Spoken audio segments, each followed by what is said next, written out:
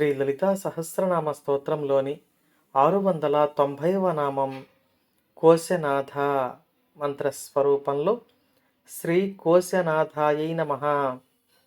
మనం ఇంతకుముందు నామాలలో అమ్మవారిని రాజ్యమును పరిపాలించే శక్తిగా తెలుసుకున్నాం. అమ్మవారు రాజరాజేశ్వరి, రాజ్యలక్ష్మి అని తెలుసుకున్నాం.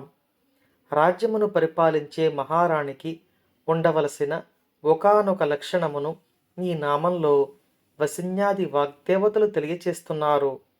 ఇప్పుడు ఈ కోశనాథ నామానికి అర్థాన్ని తెలుసుకునే ప్రయత్నం చేద్దాం.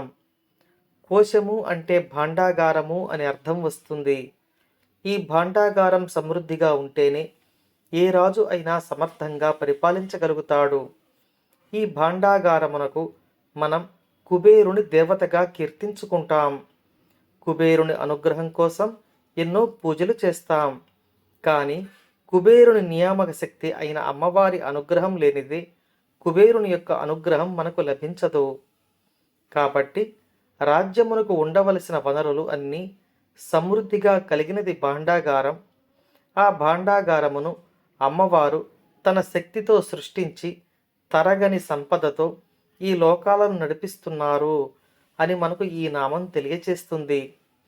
అమ్మవారు నవనిధులకు దేవిగా మనలను సర్వలోకాలను అనుగ్రహిస్తున్నారు. అమ్మవారి ఆజ్ఞకు లోబడి 9 మంది నిధి దేవతలు ఈ నిధులకు రక్షణగా ఉంటారు. ఈ నిధి దేవతల పేర్లు మనం ఒక్కసారి తలచుకున్న అమ్మవారి అనుగ్రహాన్ని పొందగలం.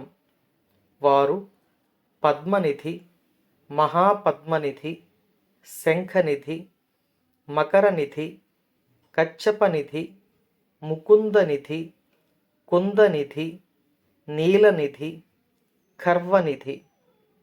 వీరితో పాటు అష్టసిద్ధులను ప్రసాదించే దేవతలు కూడా అమ్మవారి ఆజ్ఞకు లోబడి ఈ సృష్టి నడిపిస్తున్నారు అని మనకు తెలియవస్తుంది.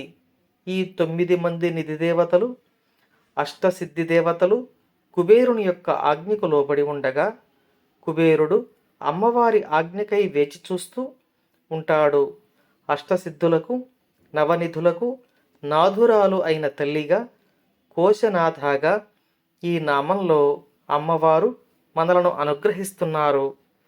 వీరందరూ మనలను అనుగ్రహించి రక్షించాలని కోరుకుంటూ ఓం శ్రీమాత్రే నమః.